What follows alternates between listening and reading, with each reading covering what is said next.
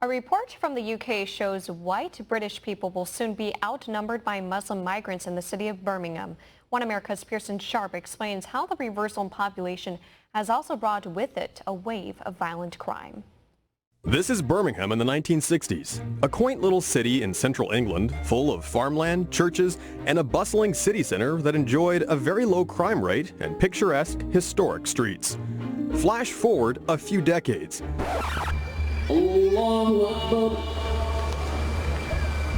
These images aren't from Iran, Iraq, or Afghanistan. No, this is modern-day Birmingham. A new report shows native Britons are on their way to becoming a minority in their own homeland.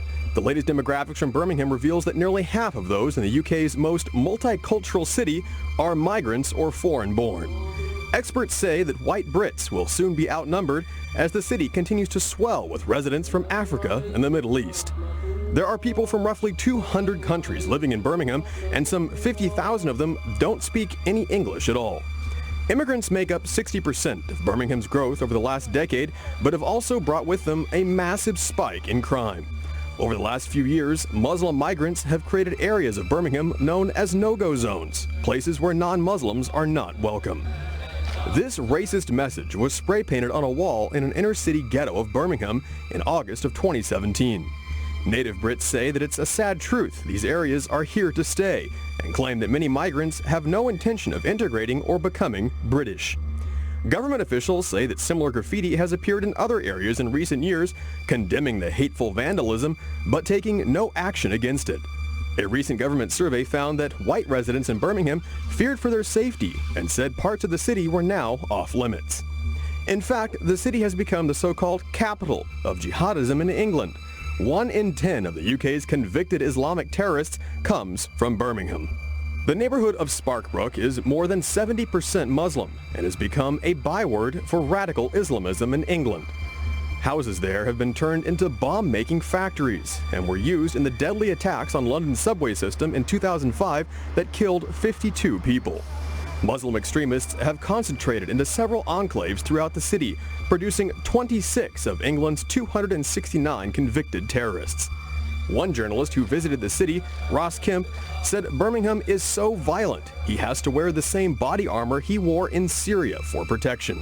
We want to end Islamic immigration, stop building mosques and madrasas, stop the funding coming in from Saudi Arabia, only for a limited time. When Islam has sorted itself out in this country and across Europe, when it's reformed to fit in with Western democracy and freedom, when that's happened, then start building mosques again, but you're just adding to a problem. Yet despite extensive evidence, Birmingham's government is turning a blind eye to the problem, instead calling the city a symbol of multiculturalism. Local leaders admit they're afraid of being called racist, and so they actively avoid getting involved in the city's growing jihadist movement. However, other politicians warn the Liberal City Council won't go after the immigrants because most Muslims vote for the Liberal Party. Local Christians and churches have been crowded out as well, with one main street, Ladypool Road, now home to over 22 mosques. Also on the rise are cases of children being sexually exploited by gangs of Muslim men, usually from Pakistan. Local counselors and experts warn that parents are being kept in the dark about such dangers, with the Birmingham Council refusing to alert parents to the situation. One gang member is suspected of raping 3 schoolgirls, but was bailed out on each occasion. 14 other gang members were also arrested in November for sexually assaulting underage girls. And in case some claim this problem is just limited to Birmingham, London, which has also seen a surge in immigration from Africa and the Middle East, just reported a 20% spike in cases of rape. Acid attacks, once unheard of in England but common in India and the Middle East, are also on the rise, along with a 30% increase in murders. Our message to all of the shops here, all of the businesses, is to fear Allah, fear God, give up the sale of alcohol, join us to command good and forbid evil. Police say they're baffled by the sharp increase despite a shocking 84% of child grooming and rape cases in the UK involving gangs of Muslim men. Experts predict native white Britons will be a minority in their own country by the year 2050. But far from a multicultural paradise, British cities like Birmingham and London show that this kind of unchecked immigration simply fuels conflict as migrants refuse to integrate and radical Islam takes hold.